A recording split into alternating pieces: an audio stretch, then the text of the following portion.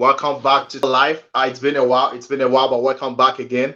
And that is sign to let you know that the season is back. It's going to be a wonderful season, as you can tell already.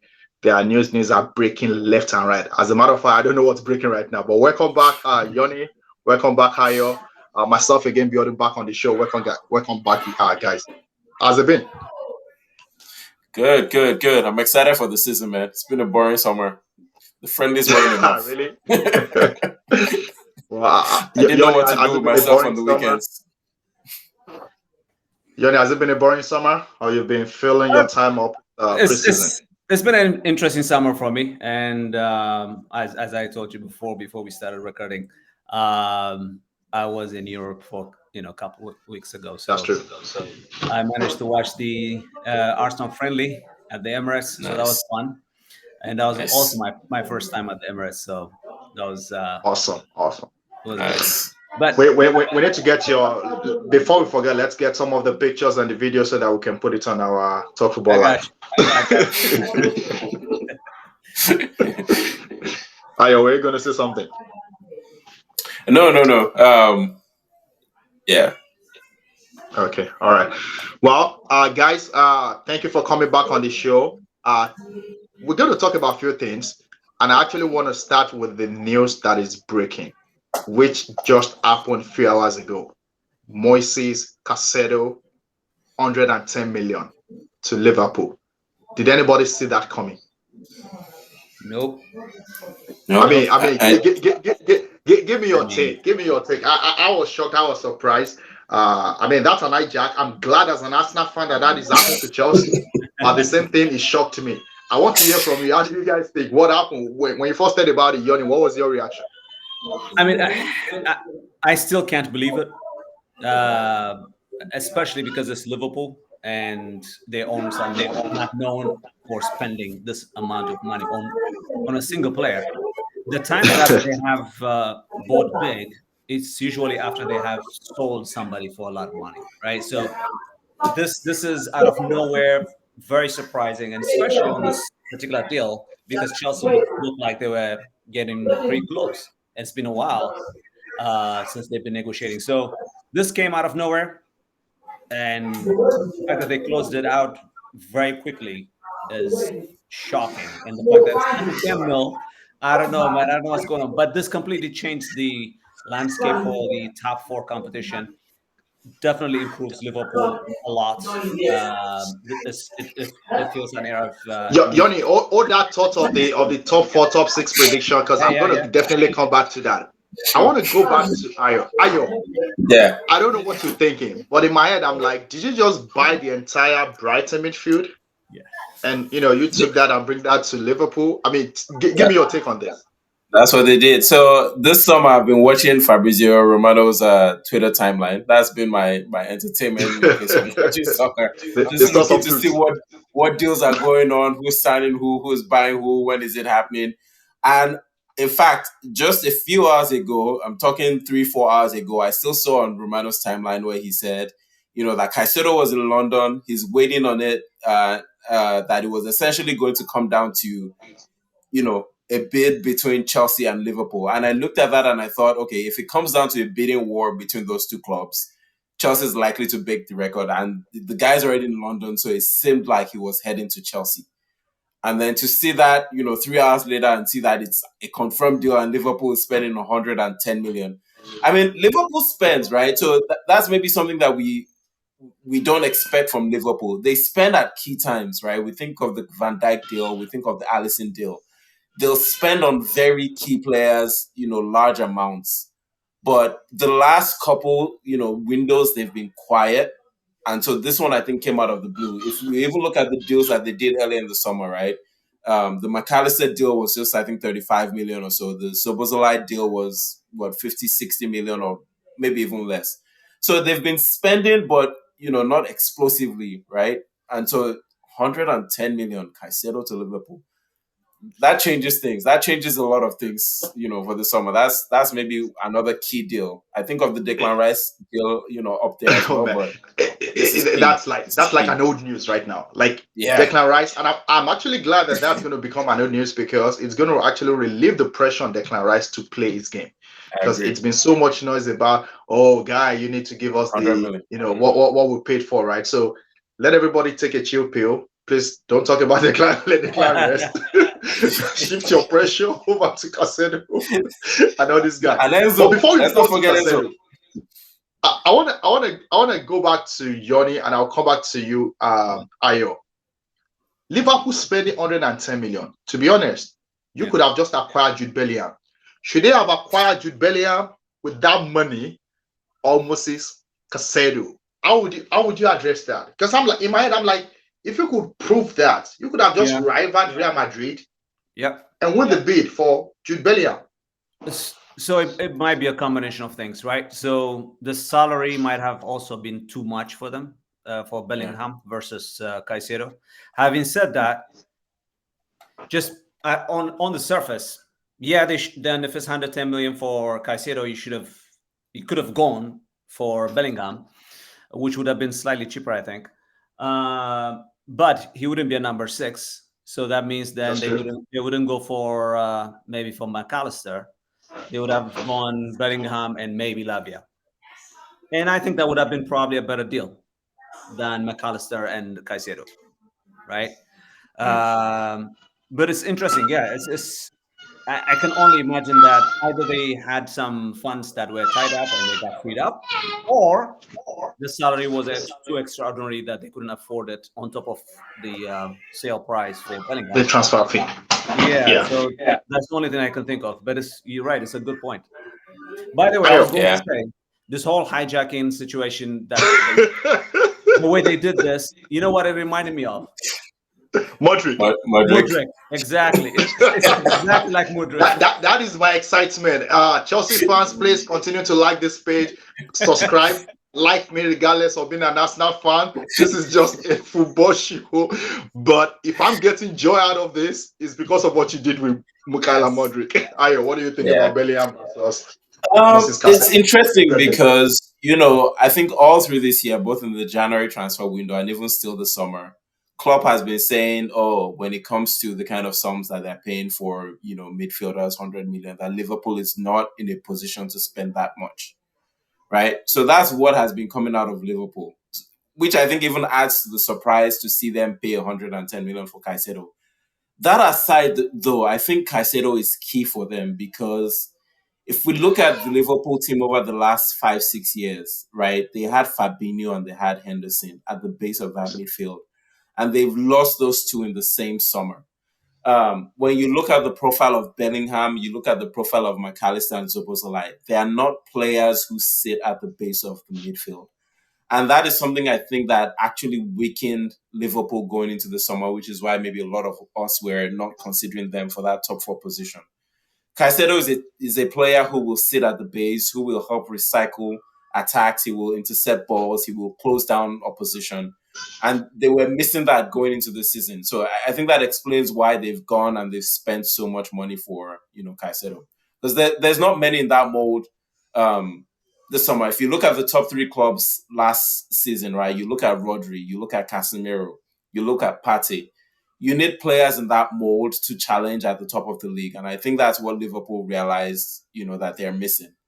So they've brought in Caicedo. Chelsea has an Enzo Fernandez. If you want to challenge at the top end of the league, you need players in that mold. Yeah, I agree with you. And I think no doubt the DM is actually the priority. I think it's just shocked everybody that, hey, wow, you're going to spend that much. I mean, I don't think it's the money in today's market. It's also the player. Does it really worth 110 million? I guess that's another question for me that I don't know. Yoni. Well, for me, Abby, as in everything else, not just this, or not just football even. It depends on the buyer, whatever it's worth. You know what I mean? So for Liverpool, obviously, it means he's worth 110 million at this point. Now, if you ask me, just based on one season, should somebody cost 110 million? It makes really no sense. But these days, nothing seems to make sense in this current market. But it depends on the need of the buyer. So in this case, they absolutely needed a DM. especially after losing, like I was saying, Henderson and Fabinho. I did not expect him to go this route and spend this much, but maybe he's worth that much for them. In the same way that Rice, when people kept talking about the 105 million spent on him, if he's worth that much for Arteta and for the club, then that's the price. Yeah. Your last word on this before I move into Harry Kane, because that's the other news that broke today. Yeah, Is it worth 110 million? Is the player worth 110 million? Maybe not, but I think it speaks to, like Yoni said, the desperation of the club. So I talked about Liverpool really needing somebody in that mold. Caicedo is someone who has proven that he can play that role in this league. And I think the value of that role has gone up, especially with the way teams are looking to play more possession. You need someone who can also secure, when the rest of you, because if you think of most teams, you have your fullbacks out of position, out of defense. A lot of people are playing eights now, so it's all about attack, and you need someone who, with the center backs, is going to help secure the defense. So I think in over the last couple of years, that role has become, a lot more important than, even when Makalele made it what it is today. Yeah. Wow.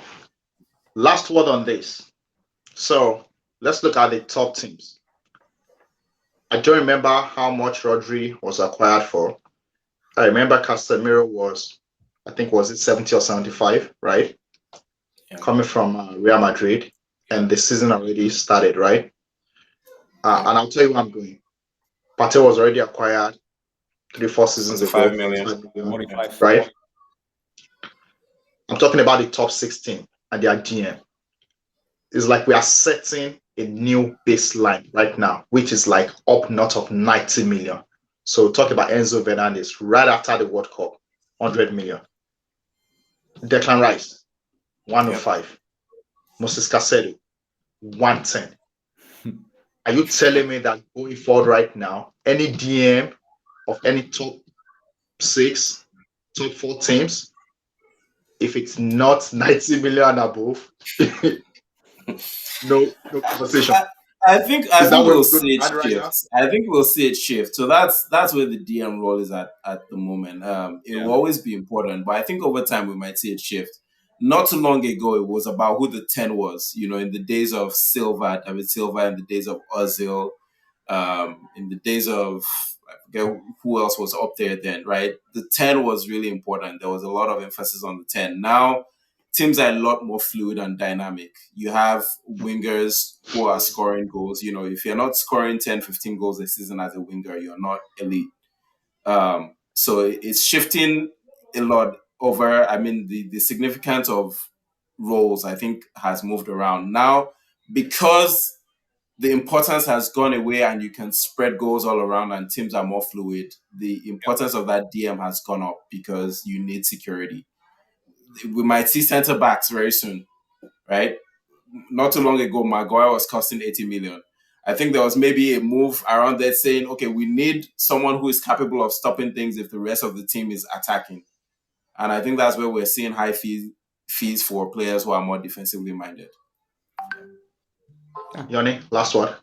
No, it's just I agree. It's just the nature of the game right now, and it goes all the way back to goalkeepers, even who, like Onana, for example, Onana is not they didn't spend 50 something million for his shot stopping abilities, but more for his distribution from the back. Exactly. So it's a very fluid game that we have at the moment, where strikers come in and play in midfield, and then before they run into the box, midfielders score. So it's people can play in all kinds of positions. So with that in mind, yes, DMs seem to be at least the best DMs anyway. Seem to be more lucrative right now than Haaland's role. Yeah. Haaland scored 30 something goals. As the game evolves, think some positions will become that at some point. Okay, all right. Well, I need to keep that question playing in my mind because I need to know where to position my child. Should you be a DM or should you be a striker? Should you be an Haaland or should you be a Moises Caicedo? But I'll think about that. Yeah. Let's go to Harry Kane. I think as of now we can confirm that Harry Kane has agreed to go to Bayern Munich. Yeah. Good deal, bad deal, good for him, bad for him. I was telling Yoni, right, if you had asked me 2 years ago, right, we've all been saying Harry Kane needs to leave Spurs. We knew 2 years ago they weren't going to win anything. We know they're not going to win anything next season, most likely. So we've been saying, we all like Harry Kane as a player. Brilliant footballer. He, pretty much does it all. He will link attack and midfield like he's a midfielder. And then he's also in the box to finish things up, regularly being the highest goal scorer for 6-7 years. But if you had asked me to pick three likely destinations for Harry Kane, I don't think I would have picked Bayern Munich because, as I mentioned to Yoni, it's just not where the English typically go. Yes, we've seen, maybe Sancho and Bellingham go, but it's so few. It's very rare to see the English leave England, but then to also go Germany, you might see them go to maybe a Real Madrid, or they might, try a couple of years in Italy, but not often have we seen them go to um, Germany. So it's a surprising deal. But I guess if the goal is to win Champions League, and if you go to Bayern Munich, you're pretty much guaranteed one title. You're going to win the German league. I guess it makes sense. Gonna win the Bundesliga. At the very least, going in to come 4 back years, he will home? get one. Is Harry Kane going to come back home and English will tell him that, okay, well, you still didn't win anything because you didn't win anything in England? I'm just joking. Not really. No, to answer your question, Abby, I think this is good deal all around. Now, yes, Spurs have to. This means for Spurs, they will have to, they could have lost. They could have made zero next year. Yeah, but they were going to do that anyway. It would have been with 100 million less if they waited until next year, right? So it would make no sense for them to not accept this amount of money for a player that was going to leave for free next year. So it's good for them as well. They get their 100 million, they get to reinvest it if they do. Levy is very stingy, but at least they get their money, and then good for Bayern Munich. Obviously, they get the striker they don't have. For Harry Kane, yes, and like I said, we were talking about it earlier. The way I see it is, to me, by the way, and I'll make this claim, I think Harry Kane is a better striker than Haaland. Haaland is a better goal scorer, but as a striker, as a well-rounded striker, I think he's one of the best we've seen in this league in a long time. The only one I would put ahead of him as a well-rounded striker is Thierry Henry for me. So he is. There's nothing he doesn't do. He is so good that if he just stayed at Tottenham and just broke Shearer's record, so what? I mean, it's okay. So you have a personal record. It would have meant really nothing, when you consider someone's of world football. Yeah. So he deserved to go somewhere where he can compete consistently for Champions League, win trophies year in, year out. And he will get to do that with Bayern. They will definitely win Bundesliga for the foreseeable future. And they will be one of the contenders for Champions League as they are perennially. So he will get that shot. So good for him. Good for everybody, all right. Yeah. This is interesting. I'm going to read a Twitter message from Michael Owen, and you tell me your reaction. Yeah. This is from Michael Owen. I know FC Bayern are a massive club, and I have huge respect for them. But if I were Harry Kane, I would stay put. There is no great achievement in winning a trophy with them. At Real Madrid, I would understand, or one or two top Premier League clubs for that matter. Becoming the all-time Premier League top goal scorer at Sports Official is a bigger achievement than winning the league in a country dominated by one team. That is from Michael Owen. Nah. And I was like, I don't want to say what's on my mind, but Ayo, what do you say to that? I mean, I haven't, heard a lot of things that that are negative from Michael Owen since he's become a pundit, but I disagree with that completely. A league title is a league title anywhere, especially in the top 5 leagues. If you won the French, Italian, Spanish, German, English league, yes, Bayern does it every year, but it's because they have a team that is excellent every year. They challenge. They don't just win the German league; they also compete regularly in the Champions League. Right? They're usually close to the final, quarterfinals, semifinals. They don't just go play and then go out in the first round. So I disagree a bit with Owen when he says that. Yes, he might win the personal record, but he's going to be up there forever, anyways. Maybe you don't hold the record, but it's not like it's Alan Shearer who is up there. It's not like that's a great. So I don't think where Harry Kane is in the English Premier League in terms of the scoring charts. And what does that do for you in world football anyway? You scored a lot of goals, okay, but have you won the Champions League? No. Have you won an FA Cup? No. Have you won the Carabao Cup? No. Have you won anything? Have you won Have you anything? won Serie A? Have you won and then you look at maybe like a Cristiano Ronaldo who's won the leagues everywhere. You look at Ibrahimovic who's won it everywhere. And then you have absolutely nothing. Yeah. Please go to Bayern. Go win some trophies. Yeah. You anyway, you're gonna say something. I mean, it's crazy. The only thing they've won that they've talked about is the Audi Cup. That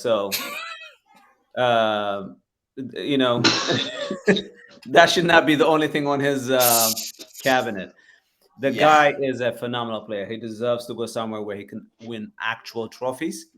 And I don't know what the hell, honestly, Owen is talking about, because maybe it's easier for him to say that because he's actually won trophies before. He's won the Champions League. But putting yourself in Kane's position, you can't be saying he should be staying in England just so he could look. That's one. But nonetheless, if Real Madrid had come for him, and it was a choice between Real Madrid and Bayern, he would have gone to Real Madrid, I'm sure. Right? I am surprised that Real Madrid did not join the race. Was it because they're still Mbappe? Mbappe is the better deal. They have Mbappe. They're looking for the whole Harry Kane thing. For me, honestly, I feel bad. Well, I didn't feel bad. I feel annoyed because of Daniel Levy, because he made up his mind that I'm not selling this guy to any EPL team. I didn't like that. I was like, at least if we're not gonna get him, we could push for him. You know what I mean? And Harry Kane himself, I don't know. I mean, that guy is one of the is right at the top of one of my best and most loving professional football players. The guy does his job. He doesn't complain. He doesn't create issues. Even when dudes are going on talking about him, he does his thing until they tell him to go work for another employer. I respect that about him. But I'm like, why didn't any English team try? I know City tried 2 seasons ago before they got Grealish. Is that why everybody backed off and said, even City tried, they didn't get him, we're not going to get him? Because it was just Bayern Munich in the race, which I didn't find so good. Yeah. I mean, the only which are the other teams that could have? Well, there was no way they were going. They wouldn't have sold them to Arsenal for sure, right? We should have tried. Yeah, we should have tried. Come on. Edu probably picked up the phone, called Levy. Levy saw Edu's name and screamed the name. Yes. He probably just hang up.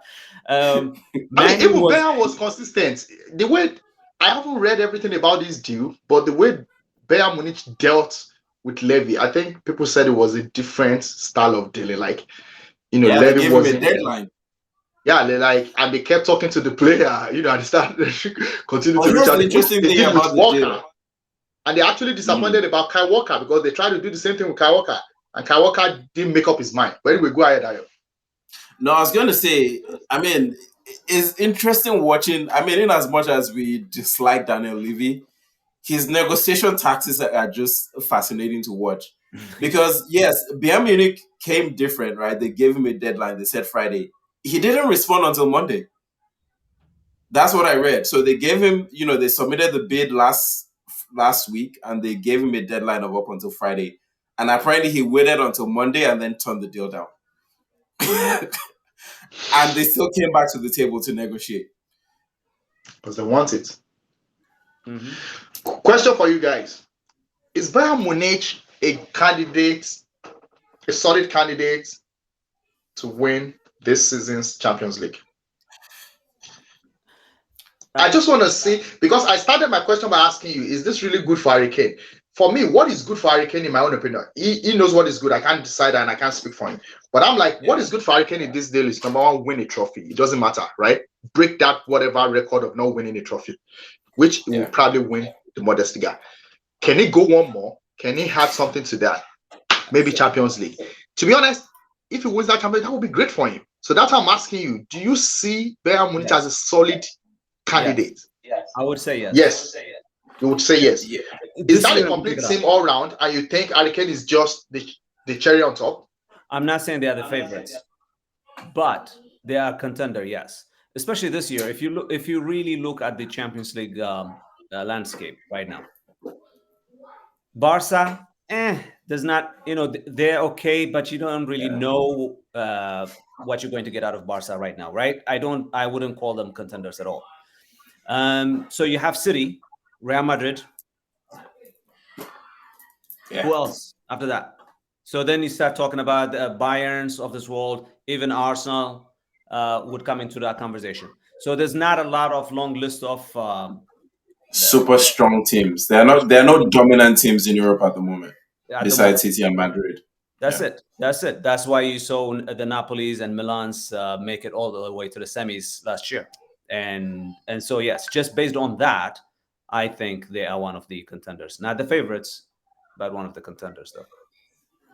Which is a lot more than that's interesting. You can say about. But by the way, I miss Charles because I would have said maybe Tottenham would have just maybe summer series counted because Chelsea is celebrating winning that summer series cup.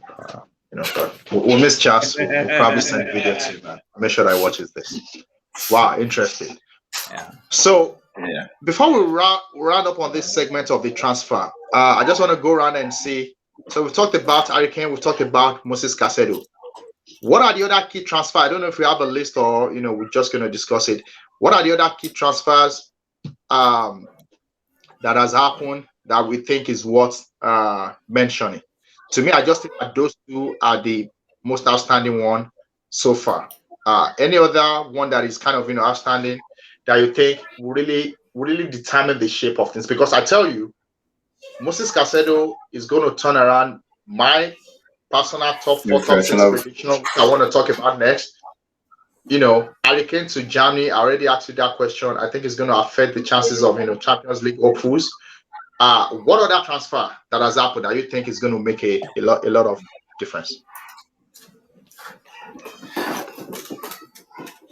So for me, right, I think the Arsenal transfer of Declan Rice is key, right? I think the fact that we're not even I haven't heard anyone talk about Granit Xhaka leaving, and it's more been about where Rice and Havertz are going to fit into this team. I think those two, but more especially Rice, I think has been key, for Arsenal this summer. Man U are making some interesting additions as well. I don't know how the Højlund signing, there's been a lot of talk about him, but like Pepe, I see that I feel like it's a very similar thing to Pepe. This is just Højlund's second season as a professional. So there's a lot of talk about what he can do, but I think he has a record of 39 goals in 132 games when he was at Atalanta. So he only scored 9 goals last season, so I really don't know the stats that made Man United go that much. Interesting. Johnny, what other transfers stood out to you and make you feel like, hey, it's going to change things? So Rice comes to mind, obviously. I think Rice actually improves our midfield, especially considering the fact that Partey is staying with the club. So that makes our midfield more dynamic and definitely stronger, and close the gap between us and City. So yeah, that's key and will make a difference, I think. The other player I can think about is not. I don't think Man U has signed anyone to me that feels like they have closed the gap. So nothing from that. Missing Mount. No, Missing Mount is not Mount, not Onana. Yeah. I think they might be disappointed with Onana. Just to say, guys. I'll talk about Chelsea though. Chelsea, yes, let's talk about Chelsea. Yeah, so I think, and I did not expect him to look as good as he has looked in preseason. Jackson. I think looks like a real deal, so he might make a difference. We'll see once the real competition season starts. Yeah, but he looks good based on preseason. But in Nkunku, we'll see how this injury goes on for him. But when healthy, I think Nkunku absolutely improves them. He is a very explosive, dynamic player. He could be a difference for them between actually contending for top 4 and just being, top 10 or whatever. Strong team. Yeah, just being a strong team that's improving. So those two stand out. On a slightly lesser level, I would say I'm looking forward to seeing what Diaby can do at Villa. Aston Villa. Yeah, that's a good point that you raised, and I'll come back to Aston Villa in a bit. Talk about Chelsea. Nkunku, I'm reading reports that it's a bit one of those players that are kind of injury prone. I don't know how much you guys have heard or research into that. Yeah. That might be a challenge. And overall, it begs for the question why Chelsea signs all these players that are having injury issues. And not me, it's the data. Fofana, Badiashile. They're signing all these players. Is it their sporting director issue? Is it their sporting director, their department that is not aware of the history of some of these players? Because that's something they dealt with a lot last season, and we're beginning to see that as well. I don't know what the answer is. I don't care. But it begs the question of great players, but with injury, a lot of history with injuries, and that might actually affect their chances. So that's the thing with Nkunku. Nkunku had, because towards the end of last season he was injured and he couldn't play a lot of deciding games, and now he's injured again. And this is a serious injury, and these things matter. Yeah, it's a torn ACL. Exactly. So I don't know if you guys have thought about that. Yeah, it was ACL. It was torn ACL. Yeah, he's out for 6 months. Then he's out for the season. Yeah, well, 6 months. Extended period. That's what they say. It's minimum 6 months. He won't be back till January at the earliest. Yeah. He'll be out for a while. Yeah. So before I mention the player that you guys didn't bring up, because we talked about ACL, I just want to bring up this issue. So Couture turned his ACL as well this morning in training, and that takes Real Madrid back into the market.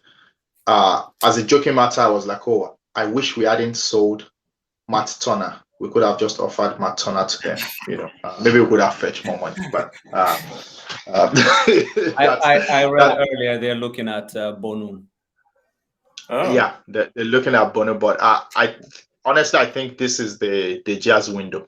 Unless that I'm hearing some Madrid fans saying no, we don't want. I mean, they've been chasing the Jazz for years. So now the Jazz is available on free agents. Just grab him, right? But Madrid are like, we don't want. So anyway, that's their problem. Now, nobody talked about Vardiol. Vardiol was the rave of the moment during the World Cup. And City snapped the guy. And listening to Pep's conference this morning, he said the guy is ready. They obviously didn't need Vardiol to win the league. And now they have Vardiol. Yeah. And I'm taking that into our top 4, top 6 conversation. What does that mean for City? What does that mean for the top 6? And as you discuss that, give me your top 6 EPL prediction. Yoni. Okay. So, to me, it's that defense was an area of strength for City and has been for the last few years. They're such a good attacking unit that I think people overlook how good they are defensively. And they were good, and then they got better last year. They're already well stocked. So this acquisition of Vardiol feels like more planning for the future as opposed to this season or next couple of years. So I don't think he moves the needle all that much this season for them because they were already strong there. And for the future, is pretty good. I can see him and Diaz being in a center back pairing, and that sounds really, really strong. So that's my thoughts on Vardio. Now, in terms of the top 6 predictions, this year actually, and this is not just talking with chess, like you say, but I actually have us winning the league. City, Arsenal, number 1. Arsenal. Okay. Is that in a certain order or just throwing out names? Or No, that's the order? I'm putting orders. So okay, City, Arsenal, keep going. Again, we might have to review this once the transfer window closes. But as it stands, we don't know what will happen tomorrow. We don't know which else. You don't know who else might pull in Liverpool. You know what I'm saying? So, don't know if they're gonna come with 120. There you go. So I have Arsenal at the top, City second. Third, I will put Liverpool. I did not have them in my top 4 before until this Caicedo deal. I think it makes a whole lot of difference. So third, Liverpool. Fourth, Man U. Fifth, I will have Newcastle, and sixth, Chelsea. Ayo.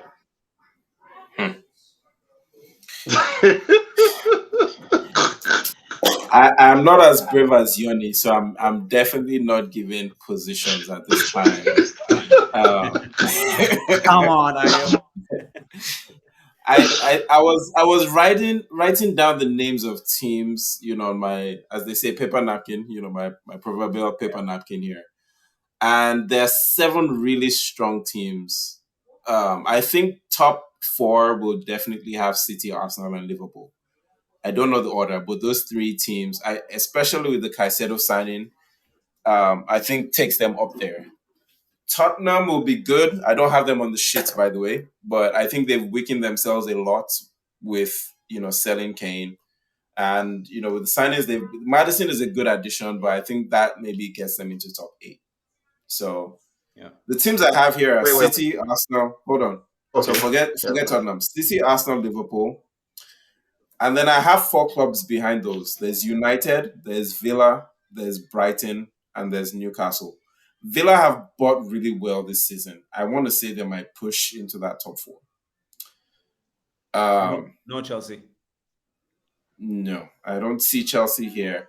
I think Chelsea still haven't solved their striking problem. Jackson has been really good. I've been impressed with Jackson. I didn't know. I don't think I'd even heard of Jackson until they bought him this summer. But I saw him in preseason, and I think he has something that they've lacked, which is he's very good at link-up play. He's linked very well with all their wingers. Madueke, Sterling, Nkuku when he was fit. I saw them play a lot of neat 1-2s around the edge of the box, and that's a thing with Pochettino as well. But his finishing wasn't quite there.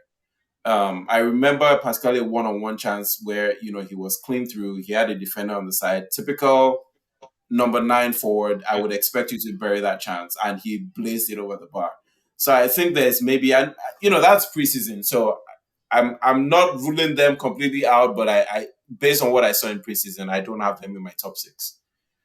Enzo is still struggling, and they don't seem to have really found a midfield that works with him. So I don't have Chelsea in my top 6. Villa have bought really well. Pau Torres is an excellent addition. They bought in Diaby, and they didn't really lose anything from last season. They were, I think, one of the top 4 strongest sides, maybe even third after Emery joined in terms of the points they amassed. So that says Villa is a top club, and then they've added to that quality. So I have Villa in my top 6. Newcastle will be there as well. It's hard to see who drops out of that 7. I think we might be talking about a top 7 this season and not a top 6. Yeah. Wow. Interesting that the EPL is becoming this tough. And it just takes me back to the days of Wenger. When people.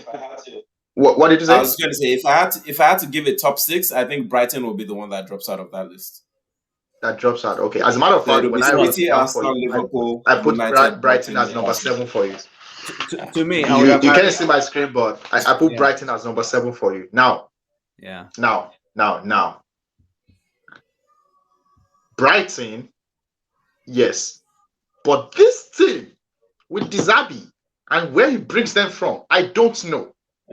Because next season now we're going to see some boys like he brought Adingra during the preseason, and I'm like, who is this Adingra again? You know, and Cizo last season. So don't be surprised when he brings up all these new faces again, and they begin to play with confidence and they begin to get results. Just be aware. Now, is City going to buy Mitoma? I don't know. Maybe that will weaken Brighton. But now, I think they are a bit weakened, but I think they'll be prepared as well. So it might affect them, it might really not affect them. I don't know until I see their first few games. So that's it. You're right. I think it's going to get very difficult. I was going to say something about Villa. Villa hired the sporting director that worked with Emery, that worked all these UEFA Cups for a long time. That I heard that a lot of top clubs have been trying to hire Monchi. Is their president of football operations now. Monchi works for Villa, well and that's how they've respected. been doing this recruitment. That people are wondering how are you able? I mean, convincing Diaby over the Saudi deal. That was the work of Monchi. And when I listened to his first uh, interview that he did since he joined Villa, he said they are still expecting more players to join. And I'm like, wow. So Villa definitely think they might be there. I really don't wish they are there, but it looks like Emery is beginning to make the team gel.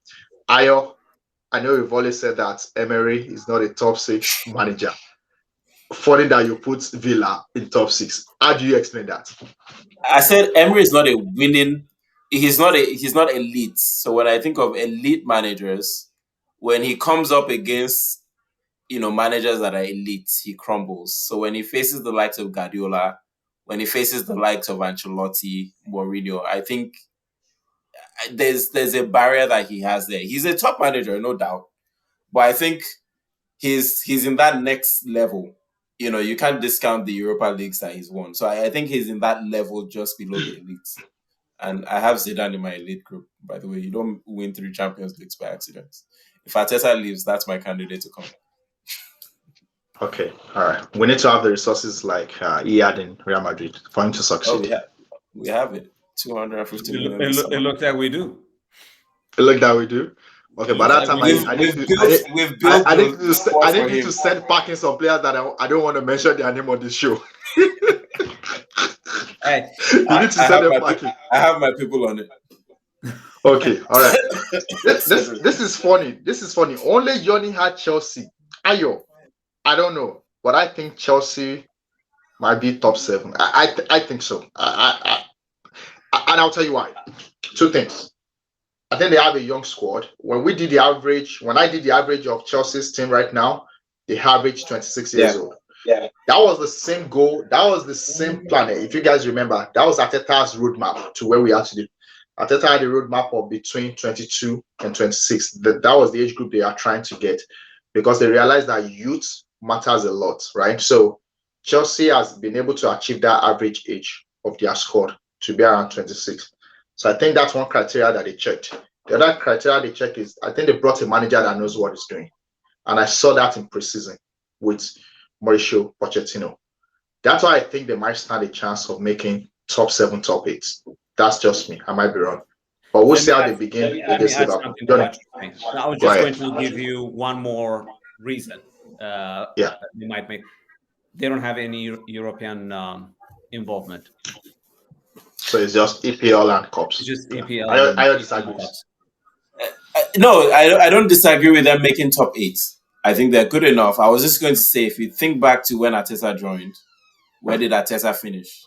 He didn't have the squad then, but I think it's going to take time.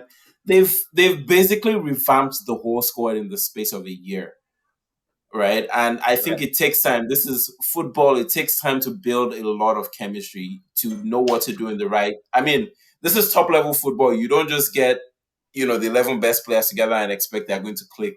You know what to do when there's a throw in. You know what to do when you're trying to play out of the back. You know what you're doing when there's a counter from the other team. Are people smart enough? Like a lot of times last season we saw, I think even maybe 2 seasons ago, we saw an experience from the Arsenal side where you might want to just I particularly remember in Nketiah a couple of times where, it's 90th minute, it's 2-1, and you just want to run to the corner and just wind down the clock for 30 seconds, for 10 seconds. It's little things like that I think, make the difference between getting into the top four. You look at Liverpool when they won the league, they brought in a throw-in specialist. So it takes time to build things like that. You don't just go from where they finished last season in 12th and then think things are going to turn around and you're making top four. There's a chance they have the players, but will those players gel quickly enough to get from where they were to there? I don't think they've done that yet. Yeah. I agree with you. I don't have a response. I don't have, I can't say yes. I don't know. Season starts tomorrow, in 3 hours actually. We will. I think it's going to be interesting. I'm excited. I am so excited. I'm clearing my schedule. The first game is going to be one. As a matter of fact, can I just take your real quick prediction? Burnley, Man City prediction, Yoni. The coach versus his former captain. 4-0. You are brutal, man. Vincent Company. The guy that is going to come with a lot of passion, energy. One of the best captains City has ever had. They played against each other last year, remember? It was 6-1. Was it 6-0 or 6-1? 6-0. But you know that City starts slow. And you think City is going to score 4? They start slow, man. So will Burnley. As a matter of fact, can I just shock you? Go back to all the preseason Burnley played. They didn't lose a game. They won everything except a draw. Go check their results. They beat Valencia. Yeah, they beat Valencia. I think. They played nice games. They played tough games. They won everything except a draw. That they had. So I want to be surprised, but I don't see it. I was going to ask you guys if you had a wild card team this season, and I think for me, Burnley is a wild card team. I think I'm curious to see how they play. But when they come up against Pep and Man City tomorrow, I'm predicting 3-1. City will. I don't have any doubt City will win that game. I mean, City will win. The 4-0 is just what I think that's maybe not 4-0. I don't know if you guys have also. I'm just thinking back to the England on the 21 Euros this summer. I was really impressed with James Trafford, who Burnley have bought and will be their keeper this season. I think that's a good acquisition that they've bought. So, but yeah, they're losing tomorrow. As a matter of fact, quick digression. We haven't heard anything about the announcement of David Raya. Obviously, he's not going to be ready for Saturday, correct? I think they were supposed to have medicals today. Yeah. And so I think we might hear the signings tomorrow. I mean, the announcement tomorrow officially. But I think everything might have been wrapped up today. Okay, because the reason I also the deal was agreed yesterday, Wednesday, right? And they said medicals were booked for today and contract signing. It's a loan deal, £3 million, £27 million option to buy it. I think we'll hear the announcement tomorrow and he'll be on the bench on Saturday. Okay. The reason I asked is I was watching the training videos and I saw Okonkwo in training. So because obviously you need to have a backup. You need to have a backup goalkeeper, right? It used to be Turner. We've sold Turner, and I'm like, who's gonna? I mean, anything could happen. The rest are still there. Okonkwo, people get injured within 5 minutes. Yeah. I was just gonna say Ronaldson, Hein, and Okonkwo, they've been training with the squad the whole summer, so I don't think there's anything surprising. So maybe no rush. I mean, we don't need to have Raya on the bench on Saturday, so that's fine. We do. We do? Yeah, we do. Just in case. Nottingham Forest. We need to take a revenge. Yeah. I mean, okay. Prediction. Arsenal, Nottingham. Yoni. So are we predicting now the score lines or No, since Ayo is like we really need Raya, I'm beginning to get afraid. I would think that should be a work in the park. I think we beat them and we beat them convincingly. Yeah. I think we should. Because I'm really angry. That last result, that 1-0, that Whitney guys shouting and celebrating. I'm like, no, it needs to be disciplined. So when I was in Holland, they were there, Nottingham Forest, playing against PSV. And it ended up being a draw. Shouldn't have been a draw because they were completely dominated by PSV. And that's just PSV. So, and they had all their starting players, so it's not as if they were weakened or anything like that. So it's a home game for us. Emirates.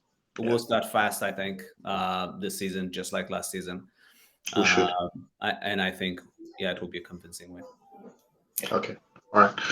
Guys, 4-0 again. No. He doesn't want to. He doesn't want to predict. So now he scared me from giving actual predictions. Let's wrap this. How's that? I'll say 3-0. 3-0. Okay. Yes. I agree. Think so too. I was leaning towards 3-0. Yeah. Without Asus, without any striker. Kai Havertz, 3-0. You got the power of Nketiah. Yeah. Nketiah. Okay. We'll see. This team scores from anywhere, man. We don't. Yeah. I would Saka, love to have Martinelli, a striker who Odegaard, scores 20 goals. Trossard. Martinelli hasn't hit the form yet. He's still. He's still not there. No, I'm not worried. I'm not worried about him though. That boy is feisty. He'll be fine. Okay. But Trossard is looking good. He looks good. By the way, speaking of him, I wouldn't mind seeing him playing number 9. Yes. I mean, he can. He's good with playing link-up play. He's very technical, obviously, and can shoot from anywhere. He's looked fantastic in preseason. I mean, he can use both legs. He can use both legs. So. Actually, the standout player this preseason, by the way, for us, I think. He reminds me of Cazorla. Yes. Oh man, magician man.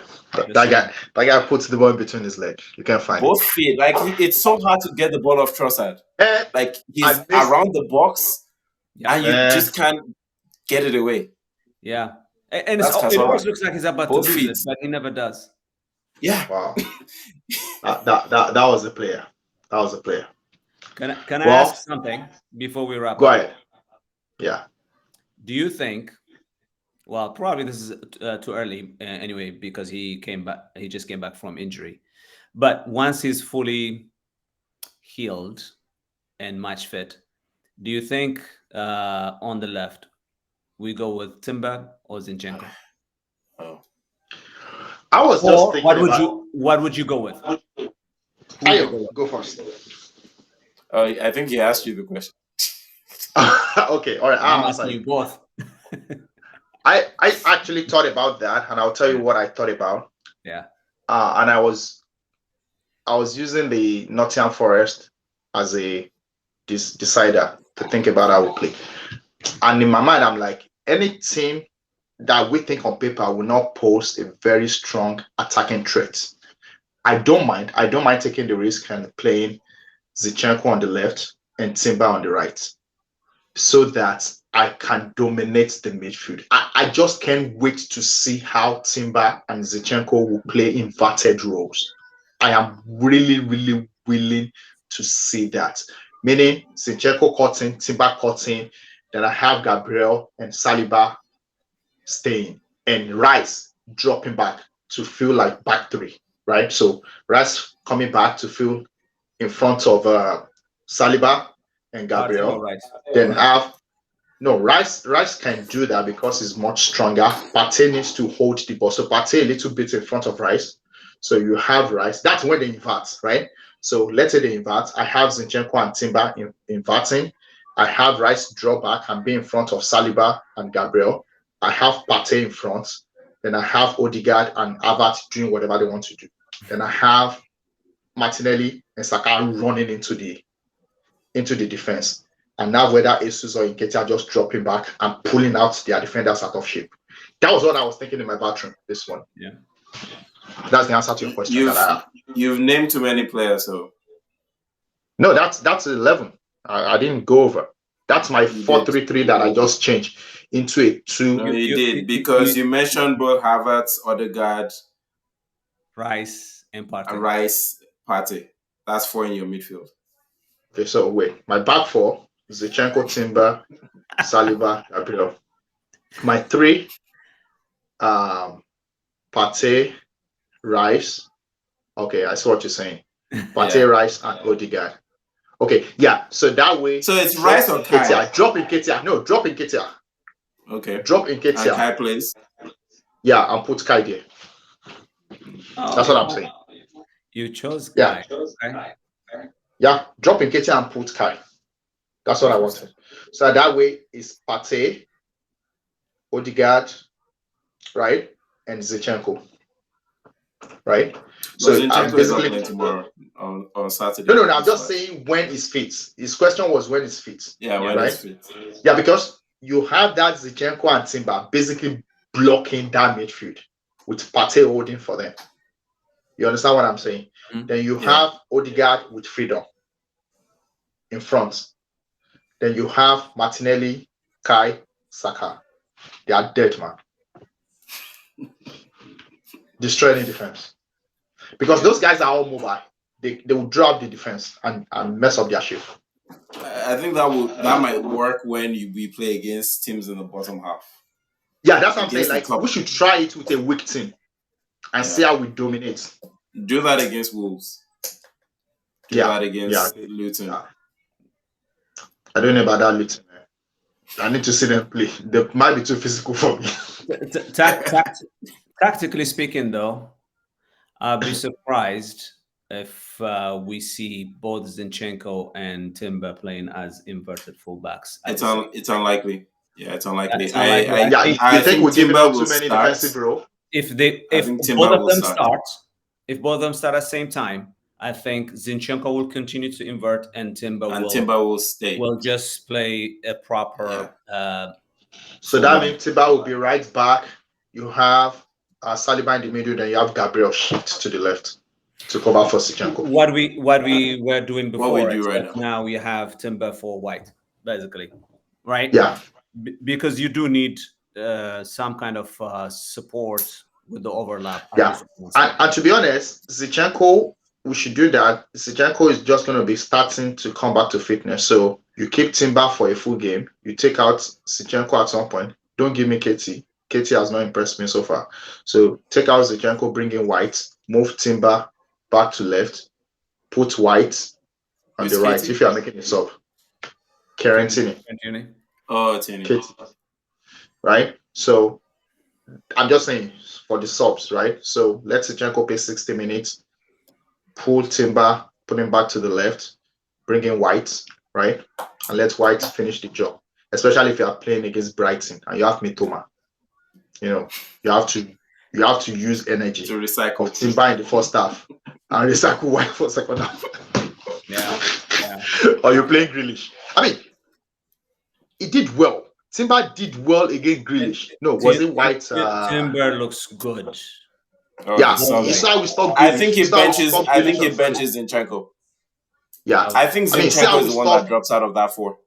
Yeah. Yeah, that's what I'm saying. I will never play Zinchenko when we are playing a top team. I will never, unless you are playing him as a midfielder when Kai is outside or even Jorginho is not playing. Because you can play Zinchenko, to be honest, as a midfielder. Yeah, as a midfielder. You can play him fully. He holds the ball very well. I mean, he might lose it, but when the place is going to lose it, is not a trouble. That's what he plays for Ukraine, right? He plays up top. So, I'm with you, Ayo. I think Timber bench Zinchenko. That guy looks so comfortable. So comfortable. You can tell that Ajax are bringing in him too. Just so good on the ball. If you notice, just besides what he does on the ball, watch his movements off the ball. He's always available for. Always getting open for passes. I watched that. That. Yeah. You see what I'm saying? So that's very impressive. Very impressive. That's why I'm like, do you guys see a future for KT on that team? I don't think so anymore. In cup, he's a squad player.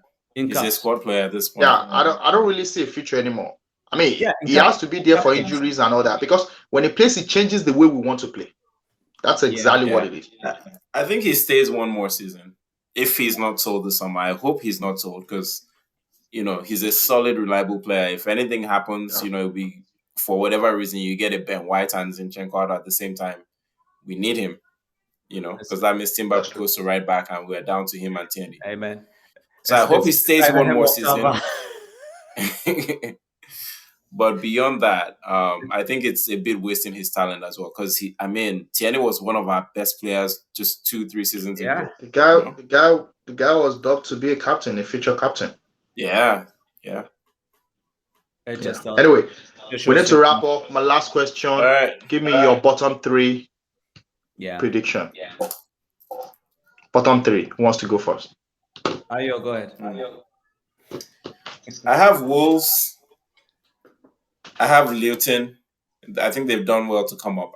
To be honest, I haven't seen them play a lot, but I think the Premiership might be too much for them. Wolves, I think, are guaranteed to be there. And just because I don't like them, Everton. And because they haven't really added to their squad this summer. Again?